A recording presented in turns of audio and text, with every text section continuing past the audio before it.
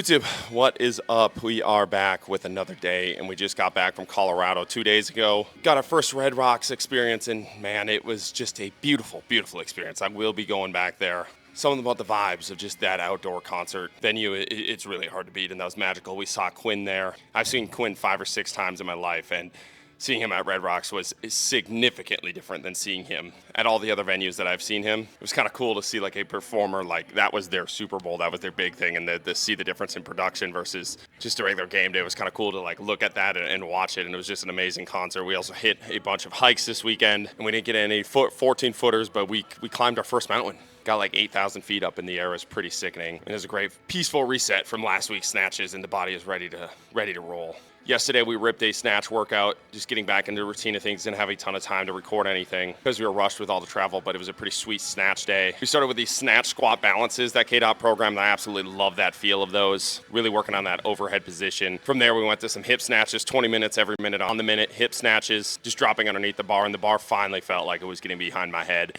and I was getting that whip there. Using a little bit too much of that hump action to get that bar there, but I'll take it for how snatches have been feeling recently, and that was probably my best snatch day in a long time. And we finished up with some squats. Legs are feeling strong as fuck on the squats. We had 440 on the bar with a little drop set, as you'll see, because I was too lazy to take off the big bumpers and put on the iron bumpers. I knew it was going to happen. I was hoping it wouldn't, but I probably knew it was going to happen. But that 440 felt lighter than it's ever felt, and it was a nice clean squat day there. Now today, we start off with some plyometrics. We had these hop bounds, 2 sets rhythmic and then 2 sets for distance. Get in that bouncy feel off the ground, and then KDOT programmed some sled sprints. We had 2 sets of an empty sled, 2 sets of a light sled, and then 2 sets of a heavy sled. Our turf isn't the best for sleds here. It's very, very sticky, so pushing anything more than 2 plates on this turf kind of just pulls up the turf and doesn't move the sled. It kind of just drives it in the ground. But we got the legs cooking. The legs are on fire. Now we're going to go into some triple broad jumps, some standing barbell jumps on the jump mat. With those, we got some clean into presses. Then our main lift today is 18 minutes every minute on the minute cleans at 280 pounds to 290 pounds. Then we finish up with some low pulls, and it should be a sickening day. My computer currently sounds like it's a bomb and about to explode. Something's fucked up with the fan, so sorry for the delay on these videos. I had one from last week and today's video that are probably gonna be delayed as I fix the laptop, but hopefully it's back in action and ready to roll soon so that you guys don't miss out on any of the gains. Let's get after it, let's go. All right, so to start today, we got these muscle cleans into a press. KDOT wants me to really focus on getting those elbows to the shoulders before I rotate over, so we're gonna really overemphasize that. If we have to cut weight from those past couple of weeks, we will. But we're gonna really focus on that high pull and that turnover. Let's get after it, let's go.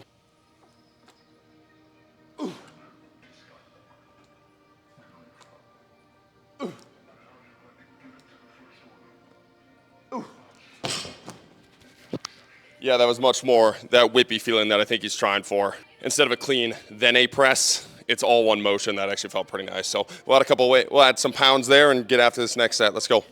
Like I said in the intro, in between these, we're hitting our triple jumps and our standing barbell jumps. The jumps are going swimmingly right now. The goal for the triple jump right now is to hit 9 meters, triple broad jump, I should say. And the goal for the jump mat is to hit 26 inches with the barbell on our back. That's the record to beat today. And with no camera on, we're cooking right now. So when we put the spotlight on, we're gonna send it. Let's get the second set here. Let's rip. Ooh. Ooh. Ooh. All right, one more set here before we record the jumps. We'll hit our final set of jumps, hopefully hit some PRs there. Then we'll get to our last set of these, and then we'll get the cleans, then we'll get the pulls. Should be sickening. Legs are feeling poppy. Let's go. Low elbows. Here we go. Get that pull.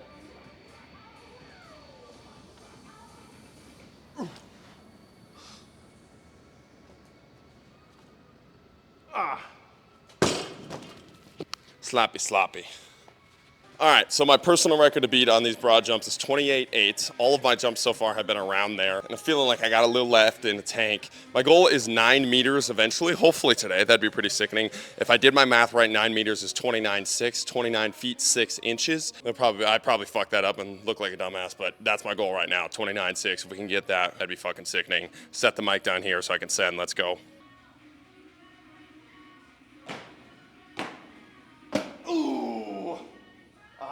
28.5, best jump of the day, but we got way more on us. Let's go.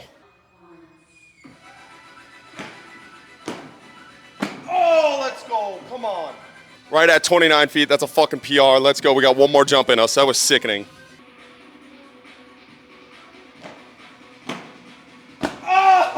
let's go. Woo! 29-1, we'll call it there. Not quite 9 meters yet, but that's a sweet PR. Let's go. So athlete's best today with these barbell jumps, we waved back down to just an empty barbell. We'll wave back up, and then we'll find a different variation. But the athlete's best today was a 25-2. He has a 40-inch standing vertical on the jump mat, so if I can beat that, that'd be pretty sickening. My highest today so far is a 25-1. If I can get a 26 today, I would be a happy man. Let's go. Ooh! 25-1 again. Damn, gotta send it. Oh! 25-8, let's fucking go. Woo! Oh! 25-6. I'm gonna hit one more just to see if we can get 26. Oh! 24-3, we're shot. Let's get to some cleans.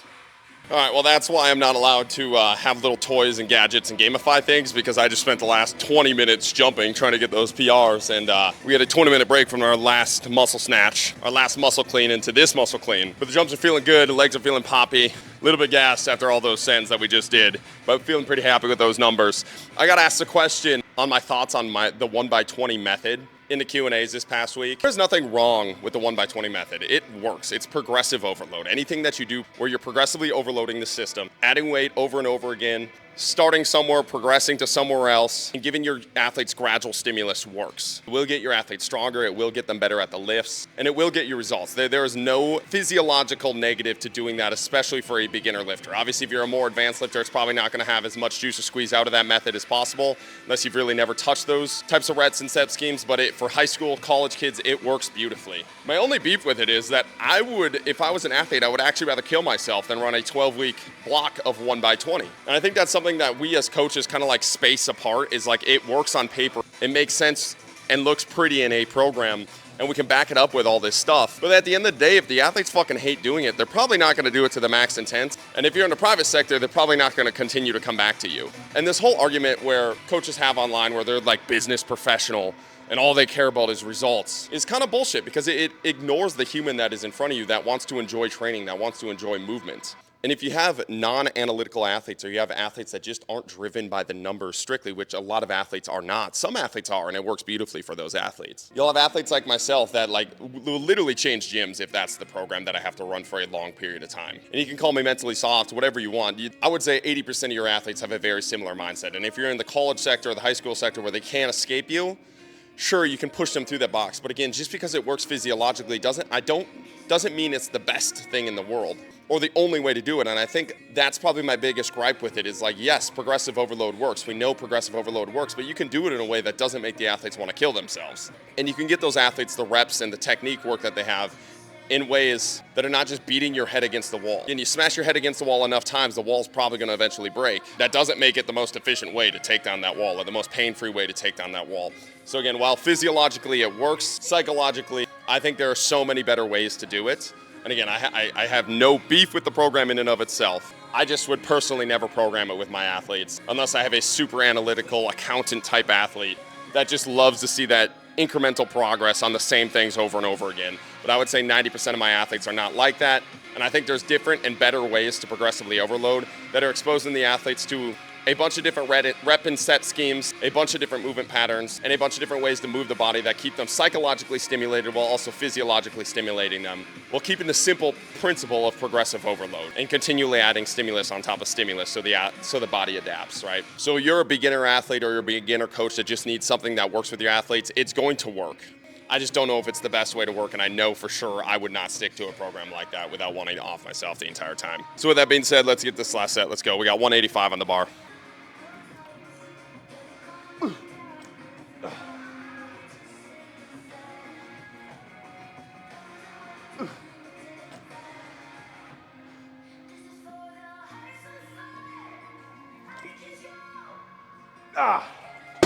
Woo! Let's go. Let's get some cleans.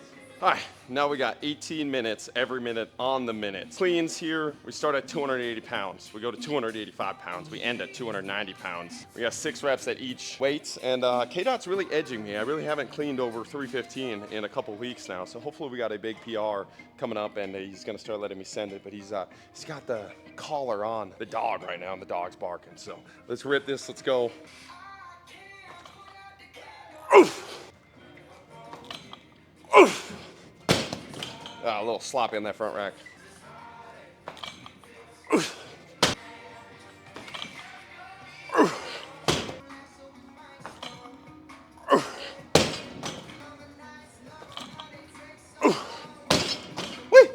All right, first 6 at 280 went swimmingly. Now we got 285 on the bar. The goal is to power everything today. That would be pretty sickening. Keep it nice and clean and earn the right to be left off the collar. So let's rip it, let's go.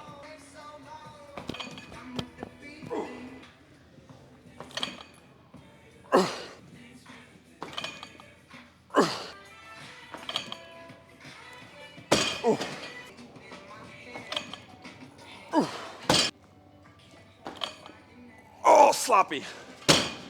Get to 290.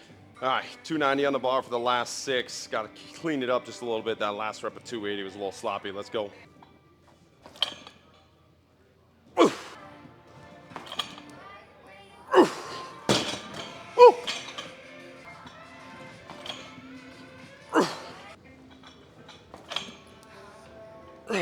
All right, I have 16 check marks on the board, but I believe I have one more rep here. So I'm not really sure where my math went off because I got 6 plus 6, because it's 18. Okay, I have 2 more reps here. I'm a dumbass, that's why. I was gonna say I thought I had more reps left at this weight. I have 2 more reps at this weight, that's why. I have 18 reps, don't listen to me. Jesus Christ, lock in, dude. CTE is real. Let's get these.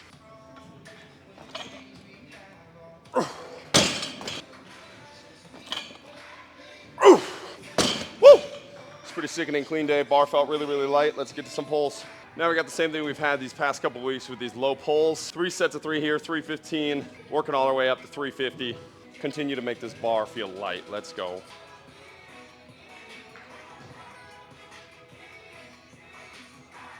Oof, let's go.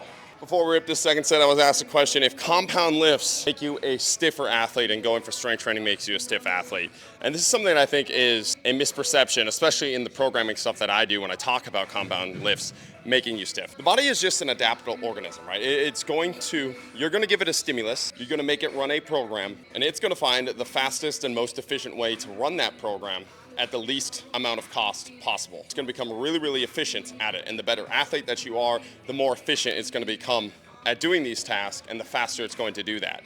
And this is why when you see big powerlifting meatheads that are squatting 800 pounds, they look like stiff fucking rods, because the most efficient way to move 800 pounds is become a stiff fucking rod. It's not a negative adaptation or even a bad one. Your body's just adapting to the stimulus that it's given and trying to do it in the most efficient way. So if you're exclusively only giving it the stimulus of I need to lift as much weight as humanly possible, it's definitely going to start locking up because it's the most efficient way to move that amount of weight. But here's the thing, it's really simple to just give it different stimuluses so it doesn't lock up while doing this, while pursuing the feat of becoming a strong motherfucker on the field that doesn't become a stiff rod. And that's where you see all of our spinal movements come into play. It's giving that body a different stimulus so it doesn't lock up, so it knows it has to be adaptable, so it knows it not only has to be efficient in these certain movement patterns, but efficient in every movement pattern that we put it in. So compound lifts can definitely lock you up and make you a stiff athlete, but it's only if you program it like an idiot and you're not doing anything else. If you're jumping, you're sprinting, you're moving variously, you can become an absolute freak and do crazy feats of strength while still being a freaky athlete on the field. And again, these adaptations will come at a cost, and you'll probably take 2% off your strength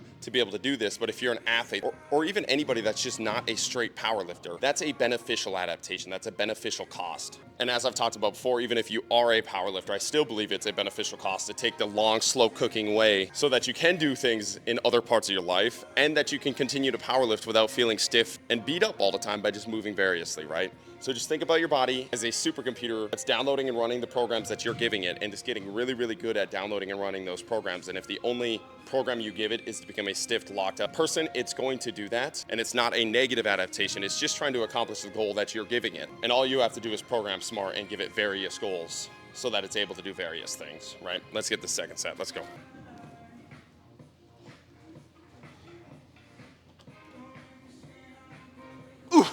Woo! All right, last set here, then we're gonna go rip some softballs at league. Let's get it.